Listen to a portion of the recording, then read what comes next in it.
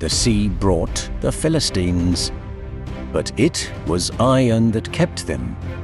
For 40 years, the sky was choked with the smoke of enemy forges. A season of silence where the only sound was the hammer of the oppressor and the hushed prayers of the enslaved. The kingdom was waiting for a miracle they no longer dared to name. In the dust of Tzoran, an angel appeared to a woman, lived in the quiet ache of not having a child. The messenger promised, "She will get a son." But the gift carried a price. No wine to touch his lips, no razor to touch his head. He was to be a Nazirite. As promised, the child was born. They named him Samson.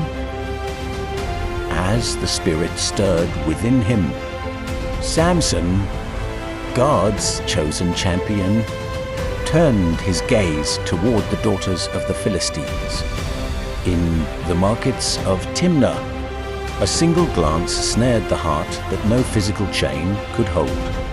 Though his parents initially resisted the match, Samson's insistence eventually swayed them to journey toward the girl's home.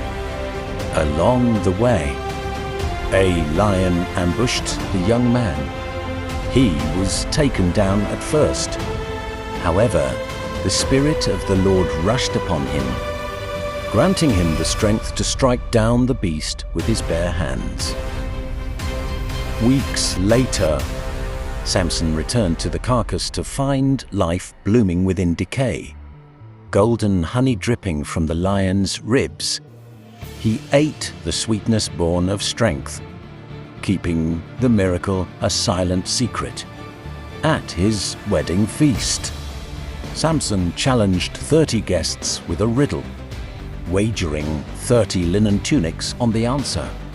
Unable to solve it, the guests threatened his bride, who wept and pleaded until he finally revealed the secret.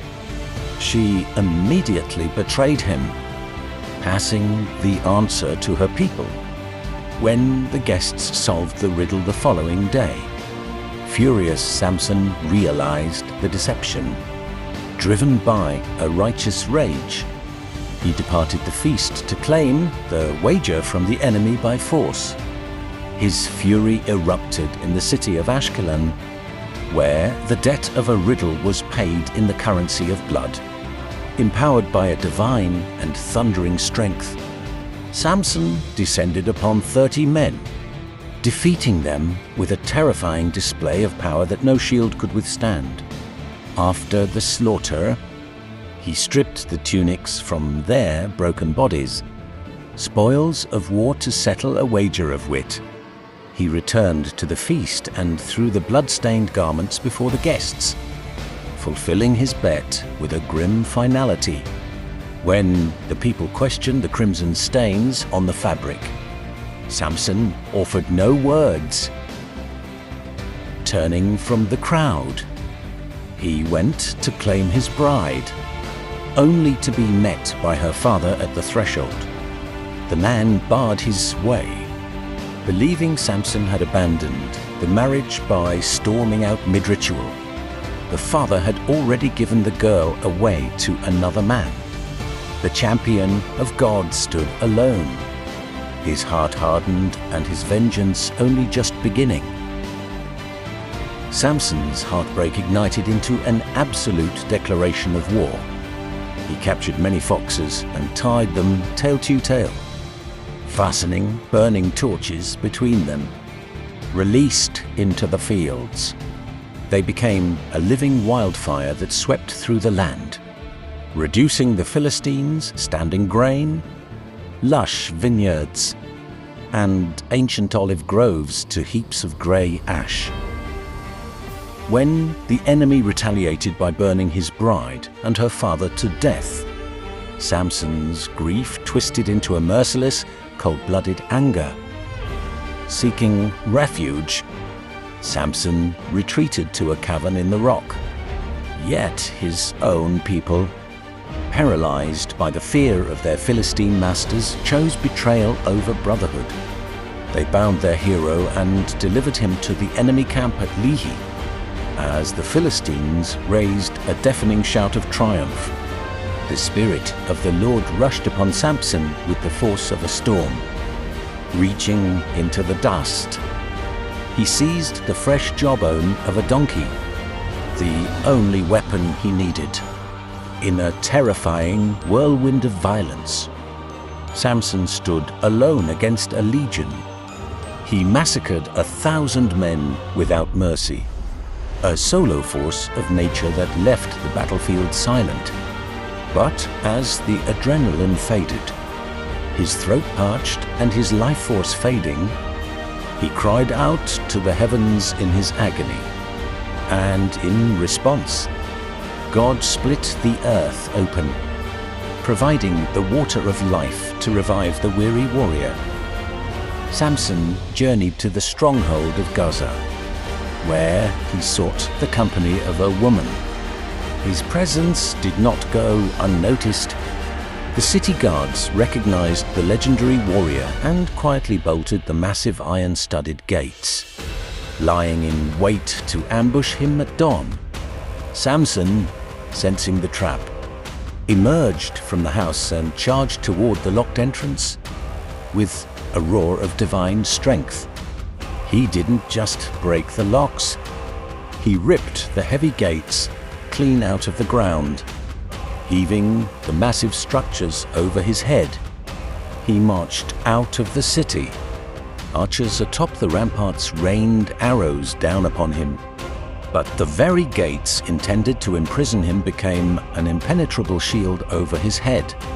In a final show of defiance, he carried the colossal weight for miles to the summit of a hill, leaving the Philistines to gaze in stunned silence at their broken defenses. The Philistine lords, desperate to break the champion of God, offered Delilah a fortune in silver to uncover the source of Samson's legendary strength. Drawn in by her beauty and a desperate need for connection, Samson fell deeply into her web, testing her loyalty or perhaps mocking the danger.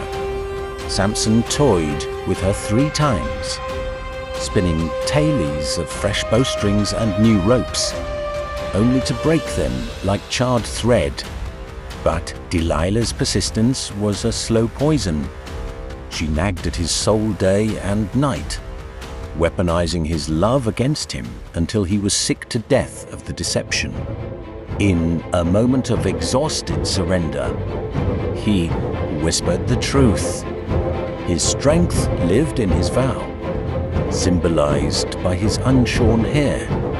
As Samson drifted into a heavy, vulnerable sleep in her lap, she signaled the shadows. The cold steel of the shears stripped him of his covenant. He awoke to the familiar rush of combat, reaching for a power that was no longer there. His spirit had departed.